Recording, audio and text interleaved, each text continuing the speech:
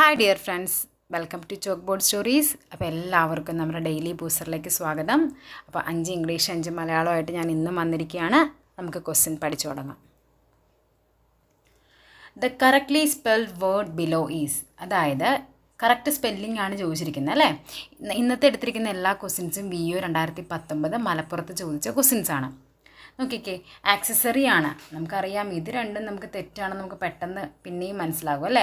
കാര്യം 2 C ഉണ്ട്, 2 S ഉണ്ടെന്നറിയാം. പക്ഷേ ഇവിടെയാണ് നമുക്ക് തെറ്റിപ്പോകുന്നത്. O ആണോ A ആണോ എന്നായിരിക്കും നമുക്ക് ഡൗട്ട് വരുന്നത്. അപ്പോൾ ആക്സസറിയുടെ സ്പെല്ലിംഗ് ACCESSORY ആണ്. സോ ഓപ്ഷൻ C ആണ് നമുക്ക് കറക്റ്റായിട്ട് വരുന്ന ആൻസർ. എങ്കിൽ സെപ്പറേറ്റ് എങ്ങനെയാണ് എഴുതുന്നത്? സെപ്പറേറ്റ് ഇതാണ് കറക്റ്റായ സ്പെല്ലിങ്. എല്ലാവരും ചിലപ്പോൾ മിക്കവരും എഴുതി വയ്ക്കുന്നത് ഇവിടെ ആയിരിക്കും കൊടുക്കുന്നത്.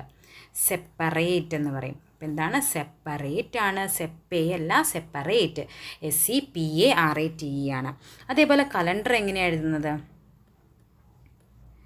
കലണ്ടർ. ഇവിടെ A ആണോ E ആണോ എന്നായിരിക്കും എല്ലാവർക്കും ഡൗട്ട്. ഇവിടെ എന്താണ് വരേണ്ടത്? A ആണ് കറക്റ്റായിട്ട് വരുന്നത്. കലണ്ടർ ഇതാണ് ശരിയായ ആൻസർ. E അല്ല, ഈ തെറ്റാണ്. അതേപോലെ നമ്മളെല്ലാവരും അല്ലേ റിസീവ് ഇവിടെ നിന്ന് എങ്ങനെ എഴുതി വെക്കുന്നത്? കുനുകുനാ എഴുതിയെങ്കിൽ ഒപ്പിട്ട് വെക്കും അല്ലേ. അപ്പോൾ അതെങ്ങനെ എഴുതേണ്ടത്? RECEIVE. ഇതാണ് റിസീവ്. നമ്മളെല്ലാവരും എഴുതി വയ്ക്കുന്നത് എങ്ങനെയായിരിക്കും? RECIEVE എന്നായിരിക്കും. അപ്പോൾ ഇതാണ് എന്ത് ശരിയായ സ്പെല്ലിങ്. RECEIVE ആണ് റിസീവിൻ്റെ കറക്റ്റ് സ്പെല്ലിങ്. നെക്സ്റ്റ് ക്വസ്റ്റ്യനിലേക്ക് പോകാം. The antonym of startled. Startled എന്ന് പറഞ്ഞാൽ എന്താണ് മീനിങ്? മലയാളം മീനിങ് വരുന്നത് ഞെട്ടുക. നമ്മൾ പെട്ടെന്ന് നമ്മൾ ഞെട്ടി ഷോക്കാവുക, എന്തെങ്കിലും കണ്ട് പെട്ടെന്ന് ഷോക്കാവുന്നതിനെയാണ് നമ്മൾ സ്റ്റാർട്ട്ലഡ് എന്ന് പറയുന്നത്. എന്താണ് അമ്യൂസ്ഡ്? അമ്യൂസ്ഡ് എന്ന് പറഞ്ഞാൽ രസിപ്പിക്കുക, സന്തോഷിപ്പിക്കുക, ആ ഒരു മീനിങ്. റിലാക്സ്ഡ് എന്താണ്? കാമായിട്ടിരിക്കുക. Relaxed, calm. എൻലെസ് എന്ന് പറഞ്ഞാൽ എന്താണ്? അവസാനമില്ലാത്തത്. അസ്റ്റോണിഷ്ഡ് എന്താണ്?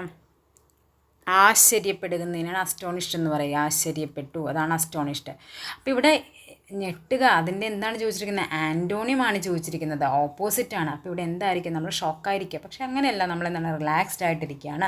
സോ ഓപ്ഷൻ B ആണ് നമുക്ക് കറക്റ്റായിട്ട് ആൻസർ വരുന്നത്. അപ്പോൾ സ്റ്റാർട്ട്ലഡിൻ്റെ ഓപ്പോസിറ്റാണ് ഇത്, relaxed. The synonym of the august. ആഗസ്റ്റിൻ്റെ സിനോണിം എന്താണ്? ആഗസ്റ്റ് എന്ന് പറഞ്ഞാൽ മീനിങ് എന്താണ്? റെസ്പെക്റ്റഡ് എന്നാണ് അതിൻ്റെ മീനിങ് വരുന്നത്. എന്താ റെഡിക്കുലസ്? സിനോണിം. അപ്പോൾ മീനിങ് ആണ് ചോദിച്ചിരിക്കുന്നത്. എന്താ റെഡിക്കുലസ് എന്ന് പറഞ്ഞു കഴിഞ്ഞാൽ? പരിഹാസ്യപ്പെടുത്തുക, പരിഹാസ്യം, ആ ഒരു മീനിങ് ആണ്. പരിഹാസ്യമായ, അതാണ് റെഡിക്കുലസ് എന്നുള്ളതിൻ്റെ മീനിങ് വരുന്നത്. പ്രറ്റി എന്താണ്? സുന്ദരമായത്. കോമൺ എന്ന് പറഞ്ഞാൽ സാധാരണമായത്. ഡിഗ്നിഫൈഡ് എന്താണ്? നോബിൾ, അല്ലെങ്കിൽ എന്താണ്? കുലീനമായത്. നോബിൾ പേഴ്സൺ എന്നൊക്കെ പറയത്തില്ലേ, കുലീനമായത്. അപ്പോൾ എന്താണ് synonym of the word August എന്ന് പറഞ്ഞാൽ എന്താണ്? ഡിഗ്നിഫൈഡ്. അപ്പോൾ ഓഗസ്റ്റിൻ്റെ മീനിങ് ആയിട്ട് നമുക്ക് എന്ത് പറയാം? ഓഗസ്റ്റ് ആണ് ഡിഗ്നിഫൈഡ്. പഠിച്ചു വെച്ചോ, ഓഗസ്റ്റ് ഡിഗ്നിഫൈഡ്. സ്റ്റാർട്ട്ലഡിൻ്റെ ഓപ്പോസിറ്റ് എന്തായിരുന്നു? നമ്മൾ റിലാക്സ്ഡ് പറയും. അപ്പോൾ സിനോണിം, ഓഗസ്റ്റിൻ്റെ സിനോണിം മീനിങ് എന്താണ്? ഡിഗ്നിഫൈഡ്. നെക്സ്റ്റ് ക്വസ്റ്റ്യനിലേക്ക് പോകാം. A person who does not believe in the existence of god. ദൈവമില്ല എന്നുള്ള വിശ്വാസം ആരായിരിക്കും അത്? നിരീശ്വരവാദി. Theist, heretic, atheist, fanatic. എന്തായിരിക്കും? എത്തിസ്റ്റാണ് നിരീശ്വരവാദി. എത്തിസ്റ്റ് നിരീശ്വരവാദിയാണ് എത്തിസ്റ്റ്. അപ്പോൾ തീസ്റ്റ് എന്താണ്? ഈശ്വരവിശ്വാസി. അതേപോലെ ഹെററ്റിക്കും ഫാൻറ്റിക്കും എന്ന് പറഞ്ഞാൽ മതഭ്രാന്തൻ എന്ന് അതിൻ്റെ മീനിങ്. ഓവറായിട്ട് നമ്മൾ എന്തിനേയും വിശ്വസിക്കുന്നവരില്ലേ, മതത്തെ ഭ്രാന്തായിട്ട് വിശ്വസിക്കുന്നവർ, ഭ്രാന്തമായിട്ട് വിശ്വസിക്കുന്നവരെയാണ് ഹെററ്റിക് അഥവാ ഫനാറ്റിക് എന്ന് പറയുന്നത്. എങ്കിൽ ചോദിക്കട്ടെ, അപ്പോസ്റ്റേറ്റ് എന്താണ്? അപ്പാസ്റ്റേറ്റ് എന്ന് പറഞ്ഞു കഴിഞ്ഞാൽ one who give up one's religion, അതായത് എന്താണ്? വിശ്വാസത്തെ ത്യജിച്ചവനാണ്.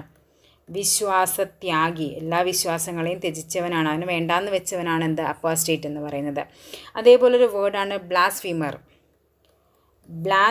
എന്ന് പറഞ്ഞു കഴിഞ്ഞാൽ എന്താണ്? നമ്മൾ ദൈവങ്ങളെയും അതേപോലെ സേക്രഡ് ആയിട്ടുള്ള വസ്തുക്കളെയൊക്കെ എന്താണ് ആവശ്യമില്ലാത്ത വാക്കുകളൊക്കെ പറഞ്ഞ് എന്ത് ചെയ്യണത്? നമ്മളതിനെ ഡിസ്റെസ്പെക്റ്റ് ആയിട്ട്, അതായത് ഒരു മര്യാദയും അതിന് കൊടുക്കാതെ ആവശ്യമില്ലാത്ത വാക്കുകളൊക്കെ പറയുന്നവരെയാണ് എന്തെന്ന് പറയുന്നത്? ബ്ലാസ്ഫീമർ എന്ന് പറയുന്നത്. അപ്പോൾ ഈ ഒരു ക്വസ്റ്റ്യൻ എപ്പോഴും ചോദിക്കുന്നതാണ്. ഇപ്പം നമ്മൾ ചെയ്ത 4 ദിവസമായിട്ട് ചെയ്തതിലും എല്ലാത്തിലും 2 എണ്ണത്തിലും നമ്മൾ ഈ ഒരു ടൈപ്പ് ക്വസ്റ്റ്യൻസ് കണ്ടിട്ടുണ്ട്, മതവുമായി ബന്ധപ്പെട്ട ഇങ്ങനത്തെ വാക്കുകൾ. സോ അതെന്തായാലും പഠിക്കണം. നെക്സ്റ്റ് ക്വസ്റ്റ്യനിലേക്ക് പോകാം. She visit her father once in a blue moon. Once in a blue moon എന്ന് പറഞ്ഞാൽ അതിൻ്റെ എന്താ ചോദിച്ചിരിക്കുന്നത്? Once in a blue moon അതിൻ്റെ ഒറ്റ വാക്ക് എന്താണെന്നാണ് ചോദിച്ചിരിക്കുന്നത്? സെൽഡം. സെൽഡം എന്ന് പറഞ്ഞാൽ എന്താണ്? വളരെ അപൂർവമായി, അല്ലേ? അവളുടെ അച്ഛനെ എന്താണ്? വളരെ അപൂർവമായിട്ടാണ് വിസിറ്റ് ചെയ്യുന്നതിന് യൂസ് ചെയ്യുന്നൊരു ഇഡിയം വേർഡാണത്. അപൂർവമായി എന്താണ്? സെൽഡം. അപ്പോൾ once in a blue moon എന്ന് പറഞ്ഞാൽ എന്താണ് ഇതിൻ്റെ മീനിങ് ആയിട്ട് വരുന്നത്? സെൽഡം. ഇനി അതേപോലെ വരുന്നൊരു വേർഡാണ് on the fence. On the fence എന്ന് പറഞ്ഞാൽ എന്താണ്? Undecided. Undecided on the fence എന്ന് പറഞ്ഞാൽ. അതേപോലെ ഔട്ട് ഓഫ് ദ ബ്ലൂ എന്ത് വരും? ഔട്ട് ഓഫ് ബ്ലൂ എന്ന് പറഞ്ഞു കഴിഞ്ഞാൽ എന്താണ്? Something that suddenly and unexpectedly occur. അതായത് പെട്ടെന്നുണ്ടായൊരു സംഭവത്തിനെയാണ് എന്ത് പറയുന്നത്? ഔട്ട് ഓഫ് ബ്ലൂ എന്ന് പറയുന്നത്. അപ്പോൾ she visit her father once in a blue moon എന്ന് പറയുന്നത് അതിൻ്റെ മീനിങ് എന്താണ്? സെൽഡം, വളരെ അപൂർവമായി. അപ്പോൾ 5 ഇംഗ്ലീഷ് കഴിഞ്ഞു. ഇനി നമുക്ക് അടുത്ത മലയാളത്തിലേക്ക് പോകാം.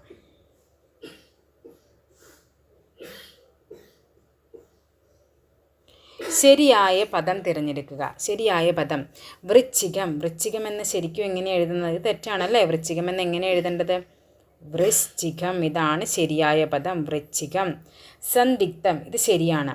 പദപതനം എങ്ങനെ എഴുതേണ്ടത് കറക്റ്റായിട്ട്? അധപതനം, ഒരു പാമതി. അതേപോലെ പിന്നെ എന്താണ്? യാദൃച്ഛികം. യാദൃച്ഛികം എങ്ങനെയാണ് എഴുതുന്നത്? യാദൃച്ഛികം. യാദൃച്ഛികം എന്ന് ശരിയായി എഴുതുന്നത് ഇങ്ങനെയാണ്. എങ്കിൽ ചോദിക്കട്ടെ, കൈയക്ഷരം. കൈയക്ഷരം എന്ന് കറക്റ്റ് എഴുതുന്നത് എങ്ങനെയാണ്? കൈയക്ഷരം. എല്ലാവരും ഇങ്ങനെ എഴുതി വെക്കും. കൈയക്ഷരം എന്ന് ഇങ്ങനെ എഴുതി വയ്ക്കും. ഇത് തെറ്റാണ്. ഇതാണ് കൈയക്ഷരം, ശരിയായ പദം. അതേപോലെ കൃത്രിമം. കൃത്രിമം എന്ന് എങ്ങനെ എഴുതുന്നത്? കൃത്രിമം ഇങ്ങനെയൊക്കെ എഴുതി വയ്ക്കും. പക്ഷെ കറക്റ്റ് എന്താണ്? കൃത്രിമം. കൃത്രിമം എന്ന് കറക്റ്റ് എഴുതുന്നത് ഇങ്ങനെയാണ്. ഇതാണ് ശരിയായ പദം. അതേപോലെ ചിലവ്. ചിലവ് എങ്ങനെയാണ് കറക്റ്റ് എഴുതേണ്ടത്? ചിലവല്ല. എന്താണ് കറക്റ്റ് മലയാളം വേർഡ്? ചെലവെന്നാണ് പറയുന്നത്. ചെയ്യാണ്. ചിലവെന്ന് എഴുതുന്നത് തെറ്റാണ്. ചെലവാണ് കറക്റ്റ്. എന്താണ്? തലമുടിക്ക് പര്യായ പദം അല്ലാത്തത്. അല്ലാത്തത് ആണ് ചോദിച്ചിരിക്കുന്നത്. എന്തൊക്കെയാണ്? വേണി, വാണി, ചുഗുരം, കേശം. വാണി. വാണി എന്ന് പറഞ്ഞാൽ എന്താണ്? ശബ്ദമാണല്ലേ. സോ ഓപ്ഷൻ ബി ആണ് നമുക്ക് ആൻസർ ആയിട്ട് വരുന്നത്. പര്യായ പദം അല്ലാത്തത്. വേണി. പിന്നെ എന്തൊക്കെ പറയാം? തലമുടിക്ക് നമുക്ക് എങ്ങനെയൊക്കെ പറയാൻ പറ്റും? കേശം. കേശം ഇവിടെ പറഞ്ഞിട്ടുണ്ട് അല്ലേ. അതേപോലെ കുഴൽ.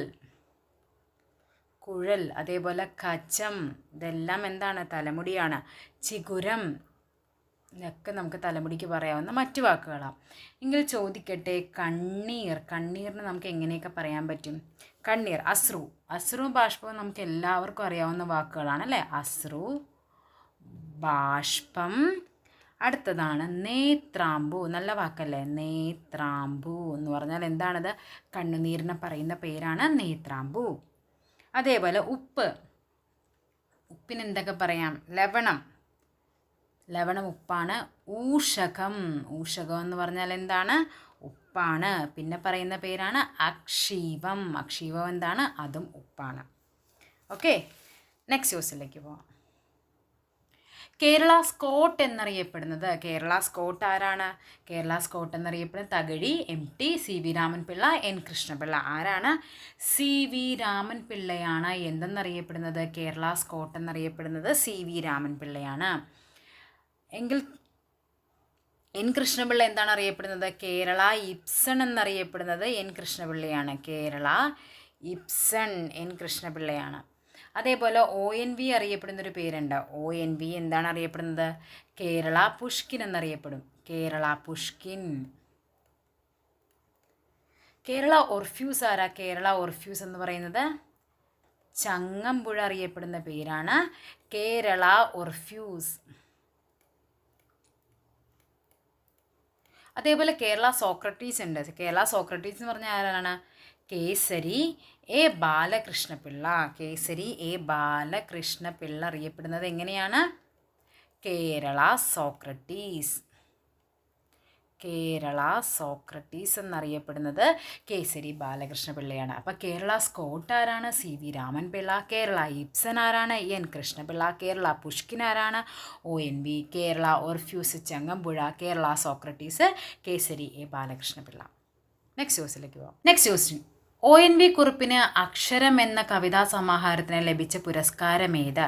കേരള സാഹിത്യ അക്കാദമി അവാർഡ്, വയലാർ അവാർഡ്, ഓടക്കുഴൽ അവാർഡ്, കേന്ദ്ര സാഹിത്യ അക്കാദമി അവാർഡ്. അക്ഷരം എന്ന കവിതാ സമാഹാരത്തിന് ONVക്ക് ലഭിച്ചത് കേന്ദ്ര സാഹിത്യ അക്കാദമി അവാർഡാണ്. അപ്പോൾ കേരള സാഹിത്യ അക്കാദമി അവാർഡ് എന്തിനാണ് ലഭിച്ചത്? അത് അഗ്നിശലഭങ്ങൾ എന്ന കൃതിക്കാണ് കേരള സാഹിത്യ അക്കാദമി അവാർഡ് ലഭിച്ചത്. വയലാർ അവാർഡ് എന്തിനാണ് ലഭിച്ചത്? ഉപ്പ് എന്ന കൃതിക്ക്. ഓടക്കുഴൽ അവാർഡ് എന്തിനാണ് ലഭിച്ചത്? മൃഗയ എന്ന കൃതിക്ക്. അപ്പോൾ ഇതെല്ലാം പഠിക്കണം. അഗ്നിശലഭങ്ങൾക്ക് എന്താണ് ലഭിച്ചത്? കേരള സാഹിത്യ അക്കാദമി അവാർഡ്. വയലാർ അവാർഡ് ലഭിച്ച ONVയുടെ കൃതി ഏതാണ്? ഉപ്പാണ്. ഓടക്കുഴൽ അവാർഡ് ലഭിച്ച ONVയുടെ കൃതി ഏതാണ്? മൃഗയാണ്. അതേപോലെ കേന്ദ്ര സാഹിത്യ അക്കാദമി അവാർഡ് ലഭിച്ച ONVയുടെ കൃതി ഏതാണ്? അത് അക്ഷരമാണ്. Next question. Kick the bucket എന്ന ശൈലിയുടെ ശരിയായ മലയാള വിവർത്തനം. ഇത് നമ്മൾ ഇംഗ്ലീഷിൽ പഠിച്ചാണല്ലേ. കിക്ക് ദ ബക്കറ്റ് എന്ന് പറഞ്ഞാൽ എന്തായിരുന്നു? ഡൈഡ്. നമ്മൾ പഠിച്ചതാണത്. അപ്പോൾ എന്തായിരിക്കും ഇവിടെ? മരിക്കുക. കിക്ക് ദ ബക്കറ്റ്, മരിക്കുക. എബൌട്ട് ഫേസ് എപ്പോഴും ചോദിക്കുന്നൊരു സംഭവമാണ്. എബൌട്ട് ഫേസ് എന്ന് പറഞ്ഞാൽ എന്താണ്? നയം മാറ്റൽ. അതാണ് എബൌട്ട് ഫേസ് എന്ന് പറഞ്ഞാൽ. ആഫ്റ്റർ തോട്ട് എന്തായിരിക്കും? ആഫ്റ്റർ തോട്ട് എന്ന് പറഞ്ഞാൽ പിൻബുദ്ധിയെ പറയുന്നതാണ് after thought. Apple in one's eye എന്തായിരിക്കും? ആപ്പിൾ ഇൻ വൺസ് ഐ എന്താണ്? കണ്ണിലുണ്ണി. ആപ്പിൾ ഇൻ വൺസ് ഐ എന്ന് പറഞ്ഞാൽ കണ്ണിലുണ്ണി.